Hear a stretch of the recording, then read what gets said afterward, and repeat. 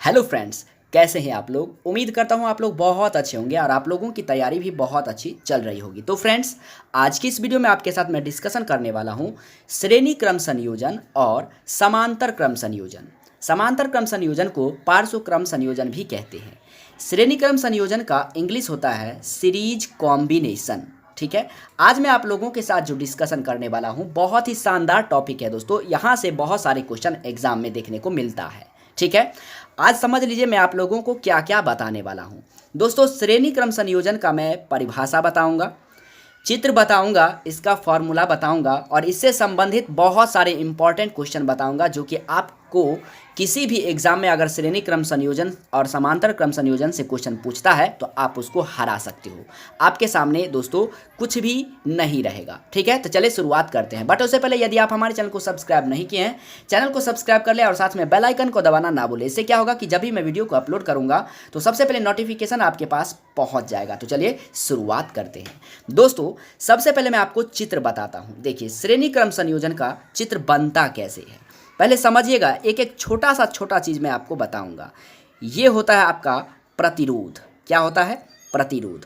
तो मान लीजिए ये हो गया प्रतिरोध जिसको हम R1 मानते हैं। तो R1 का प्रतिरोध दोस्तों ये हो गया। ठीक है, ये A और B हमने लिखा, यानी कि इस प्रतिरोध का दो छोर है। एक छोर है A जो कि पहला छोर है और जो बायां बोल सकते हैं इसको बायां छोर, और दूसरा छोर है दोस्तों B यानी कि अंतिम छोर इसे हम बोल सकते हैं। इसे छोर भी बोलते हैं और सिरा भी बोलते हैं। यानी कि R1 एक प्रतिरोध है। इसका पहला सिरा हो गया A और दूसरा सिरा हो गया B। ठीक है, या बायां सिरा हो गया A और दायां सिरा हो गया B। R1 प्रतिरोध का ये पहला प्रतिरोध है। इसी तरह से हम दूसरा प्रतिरोध लेते हैं। ठीक है, और ये हो गया आपका R2। इसका हम नाम रख देते हैं B और C। यानी कि R2 प्रतिरोध का पहला सिरा हो गया B और दूसरा सिरा क्या हो गया C। ठीक है दोस्तों, और तीसरा सिरा लेते हैं, तीसरा यानी कि तीसरा प्रतिरोध लेते हैं। तीसरा प्रतिरोध का पहला सिरा C हो गया, यानी कि बायां छोर हो गया C और दाहिना यानी कि अंतिम छोर हो गया D। ठीक है, ये तीन प्रतिरोध हैं। मान लीजिए और भी प्रतिरोध यदि आपके सामने होगा तब क्या करेंगे। तो दोस्तों, सभी प्रतिरोध को अब इसका बनता क्या है ये देखिए। ये सभी आपका प्रतिरोध था। पहला सिरा समझाने के लिए, दूसरा सिरा मैंने आपको ऐसे लिखा। अगर हम कहेंगे यदि कई प्रतिरोध, ऐसे हम लिखेंगे सब प्रतिरोध, तीनों प्रतिरोध को हम ऐसे अगर ऐड कर दें तो कुछ इस टाइप से देखने को मिलेगा। ठीक है, इस टाइप से आप लोगों को देखने को मिल सकता है। ठीक है, तो देखिए दोस्तों, ये हो गया A, इसका ये हो गया B, A B, और ये हो गया आपका C, और ये लास्ट बिंदु हो गया D। यहाँ हो गया आपको R1, ये हो गया R2 और ये हो गया R3। यानी समझिए दोस्तों, कई प्रतिरोध, इसमें तीन प्रतिरोध है। मान लीजिए और भी ज़्यादा प्रतिरोध आगे जुड़ा रहता था E लिखते। तो यानी ये समझिए कि R1 प्रतिरोध का दूसरा सिरा दूसरे प्रतिरोध के पहले सिरे से जुड़ा है और R2 प्रतिरोध का दूसरा सिरा तीसरे प्रतिरोध के पहला सिरा से जुड़ा है। इसी क्रम में और भी प्रतिरोध आगे जुड़ता रहेगा। तो दोस्तों, इसी क्रम को हम कहेंगे श्रेणी क्रम संयोजन। यानी कि R1 प्रतिरोध का दूसरा सिरा दूसरे प्रतिरोध के पहला सिरा से जुड़ा है तथा दूसरे प्रतिरोध का दूसरा सिरा तीसरे प्रतिरोध के पहले सिरा से, इसी क्रम में अगर कई प्रतिरोध आगे भी जुड़ा हो तो ऐसे संयोजन को श्रेणी क्रम संयोजन कहते हैं। जी हाँ दोस्तों, आपने बिल्कुल सही सुना। और हम इसमें एक सेल लगा देते हैं। क्या लगा देते हैं दोस्तों? सेल लगा देते हैं। तो देखिए, इस तरह से आपको हो गया ये दो सेल। अगर जोड़ दीजिए इस टाइप से तो ये हो गया आपका तीन सेल, और ये हो गया आपका, देखिए, एक इस टाइप से एक बड़ा लेना है फिर छोटा लेना है, एक बड़ा लेना है एक छोटा लेना है, एक फिर से बड़ा लेना है और एक छोटा लेना है। यानी कि एक बैटरी इस तरह से जोड़ना है आपको। इसमें कितना बैटरी लगा हुआ है, तो ये छोटा और बड़ा मिला के एक बैटरी, फिर छोटा और बड़ा मिला के दो बैटरी, फिर छोटा और बड़ा मिला करके तीन बैटरी यहाँ पे आपको हो जाता है। ठीक है, तब यहाँ से आप दोस्तों इस तरह से खींच सकते हैं। ठीक है, ऐसा मैंने आपको समझाने के लिए कहा। ये प्रतिरोध सभी प्रतिरोध से सेम धारा जाता है। ये हो गया धारा जाने का। बैटरी जैसे ही आ गया, बड़ा तरफ प्लस और छोटा तरफ माइनस होता है, तो ये हो गया इधर से करंट जाएगा दोस्तों, करंट ऐसे जा रहा है, ठीक है, फिर आ रहा है, यानी माइनस से प्लस की ओर करंट जा रहा है। तो यहाँ पे आप कहीं भी ए लिख सकते हैं। ये हो गया आपका क्या, तो ए मीटर। अब समझ गए श्रेणी क्रम संयोजन का फिगर तो आप लोग बहुत ही शानदार तरीका से जरूर समझ गए होंगे।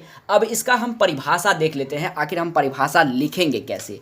और दोस्तों इसको यानी श्रेणी क्रम संयोजन को जो सूचित किया जाता है वो आर एस से, क्योंकि आर हो गया प्रतिरोध और सीरीज कॉम्बिनेशन होता है श्रेणी क्रम संयोजन, इसलिए हम आर एस लिखेंगे, ठीक है।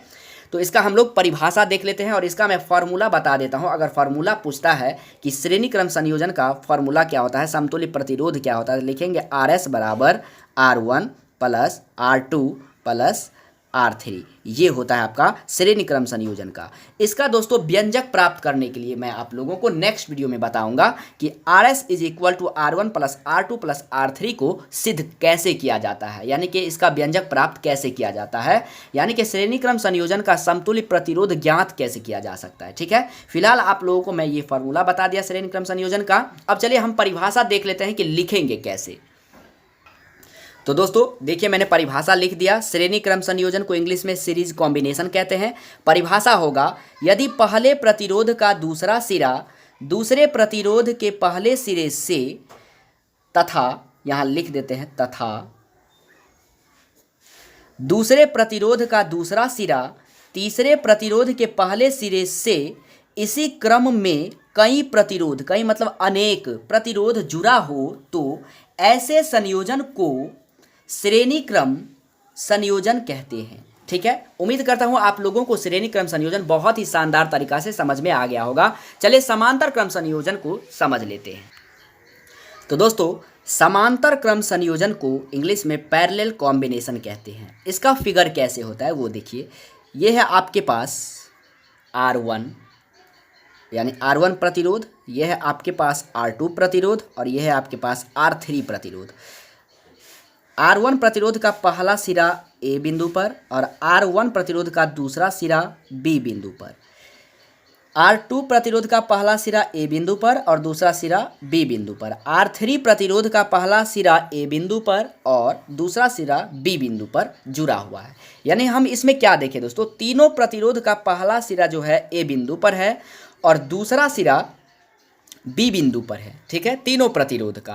तो इस प्रकार से अगर हम इसमें एक बैटरी लगा देते हैं दोस्तों, इस टाइप से एक बड़ा एक छोटा, एक बड़ा एक छोटा, इस तरह से अगर हम बैटरी लगा देते हैं तो देखिएगा करंट पास जो करेगा, जो पहला होता है यानी बड़ा माइनस प्लस होता है और छोटा माइनस होता है, तो करंट ऐसे जाएगा, ठीक है, करंट जो है ऐसे जाएगा। तो जैसे ही ये करंट यहाँ से दौड़ करके आता है, यहाँ पे पहुँचता है, तो यहाँ तो दोस्तों तीन कैटेगरी में बट जाता है, ठीक है। तो यहाँ से हम लिख देंगे R1 प्रतिरोध में अगर है तो जाएगा I1 करंट है ये, और ये R2 में जा रहा है तो इसको लिखेंगे I2, ठीक है, और ये R3 प्रतिरोध में जा रहा है तो इसको लिखेंगे I3 करंट, यानी कि इसमें जा रहा है, करंट जा रहा है। इस तरह से जब ये तीनों करंट अलग अलग हो जाता है ए बिंदु पर, तो सभी आपस में यहाँ पे आता है और एक ज्वाइंट हो जाता है। तो फिर से ये दोस्तों बन जाता है आई, क्या बन जाता है आई, और ये हो गया आपका एमीटर, ठीक है। तो उम्मीद करता हूँ कि आप लोगों को चित्र बनाना आ गया होगा। अब थोड़ा सा समझ लीजिए दोस्तों, थोड़ा सा आप डिटेल्स में समझिए। यानी कि कई प्रतिरोध का पहला सिरा एक बिंदु पर और दूसरा सिरा दूसरे बिंदु पर जुड़ा हो और प्रत्येक प्रतिरोध से अलग अलग धारा प्रवाहित होता हो, बहता हो, जाता हो, तो ऐसे संयोजन को समांतर क्रम संयोजन कहते हैं, ठीक है। इसका परिभाषा मैं आपको लिख करके दिखाऊंगा। तो समझिए, R1 प्रतिरोध का पहला सिरा A बिंदु पर है। R1 प्रतिरोध से करंट अलग जा रहा है, जबकि करंट बैटरी से यानी कि सेल से एक ही करंट आया। A बिंदु पर अलग अलग प्रतिरोध जुड़ा हुआ है, इसलिए अलग अलग करंट जा रहा है, ठीक है दोस्तों। तो यदि R1 प्रतिरोध से देख लीजिए I1 जा रहा है करंट, और R2 प्रतिरोध से I2 जा रहा है, R3 प्रतिरोध से I3 करंट जा रहा है, और तीनों आपस में जब यहाँ पे आता है तो फिर से I बन जाता है, क्योंकि ये तीनों आपस में टूटा हुआ था A पर और तीनों आपस में जुड़ जाता है B पर, ठीक है। तो करंट सेम आता है।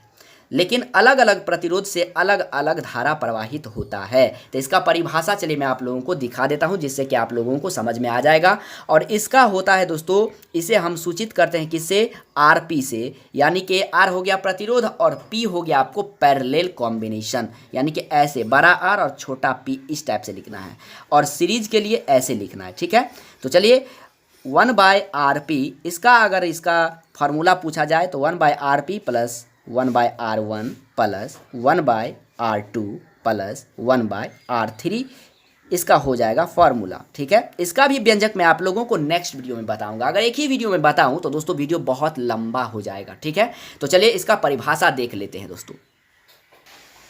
तो दोस्तों समांतर क्रम संयोजन का, जिसे इंग्लिश में पैरेलल कॉम्बिनेशन कहते हैं, उसका परिभाषा ये है जो मैंने आपको बताया। यदि अनेक प्रतिरोधों का पहला सिरा एक बिंदु पर तथा दूसरा सिरा दूसरे बिंदु पर स्थित हो तथा उन सभी प्रतिरोधों से अलग अलग धारा प्रवाहित हो, तो ऐसे संयोजन को समांतर क्रम संयोजन कहते हैं। मैंने जैसा कि आप लोगों को बताया, समझाया। ठीक है, उम्मीद करता हूं दोस्तों आप लोगों को श्रेणी क्रम संयोजन और समांतर क्रम संयोजन बहुत ही शानदार तरीका से समझ में आ गया होगा।